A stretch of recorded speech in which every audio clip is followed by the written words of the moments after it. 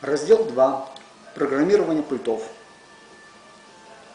Оптическая сигнализация сигнализационного блока требует программирования пульта дистанционного управления.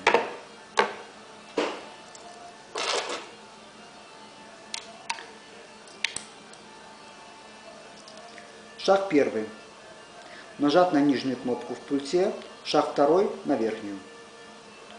И пульт будет запрограммирован. И так по очереди. Пробуем. Следующий. Еще раз следующий. 3 пульта готовы. В течение 15 секунд сигнал перейдет на светодиоды. Вот произошло. Пульты запрограммированы. Давайте проверим. Придержим до 3 секунд.